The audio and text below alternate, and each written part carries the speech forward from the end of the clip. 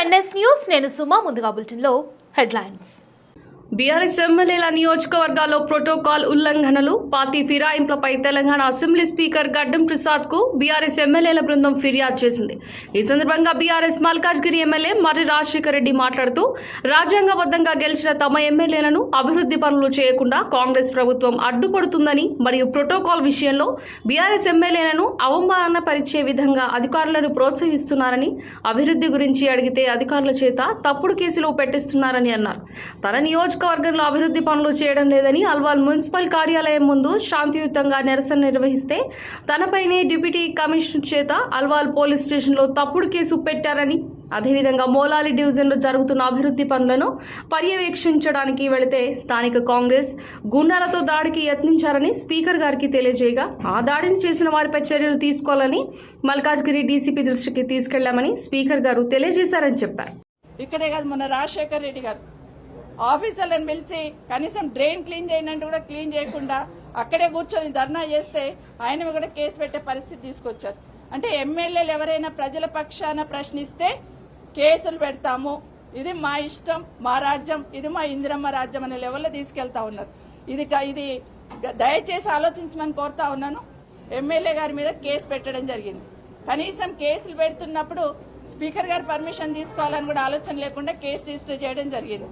ప్రతిపక్షంలో ఉన్న, ప్రభుత్వంలో ఉన్న ఎమ్మెల్యేలకు ఉండే రైట్స్ ఎమ్మెల్యేలకు ఉంటుంది. దాన్ని కాపాడాల్సిన బాధ్యత ప్రభుత్వంలో ఉన్న పెద్దలకు ఉంటుంది, అదేవిధంగా గౌరవ స్పీకర్ గారికి ఉంటుంది. దయచేసి భవిష్యత్తులో జరగకుండా చూడమని స్పీకర్ గారిని కూడా కోరడం జరిగింది. ఇవాళ ఎంత దారుణంగా ఉంది రేవంత్ రెడ్డి గారి పరిపాలనలో పరిస్థితి అంటే, పేర్లు చెప్పను, ఆ ఎమ్మెల్యేలు కూడా ఇబ్బంది పడతారు. ఒక ఇద్దరు ఎమ్మెల్యేలు పార్టీ మారిన వాళ్ళు, వాళ్ళకి వాళ్ళ నియోజకవర్గంలో డీఎస్పీలు ఫోన్ చేసి మీరు మారండి, మారకపోతే మీకు ప్రాణగండం ఉందని కొంతమందిని భయపెట్టారు. స్వయంగా పోలీస్ అధికారులు ఫోన్ చేసి వాళ్ళ భయభ్రాంతులకు గురి చేసే విధంగా చేస్తున్నారు.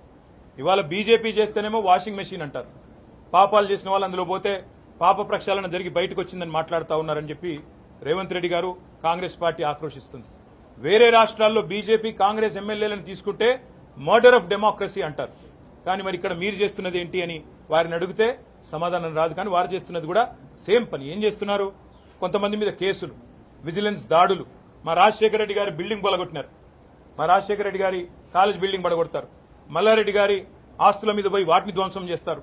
కొంతమందిని డైరెక్ట్ గా మీకు ప్రాణగండం ఉందని భయపెడతారు.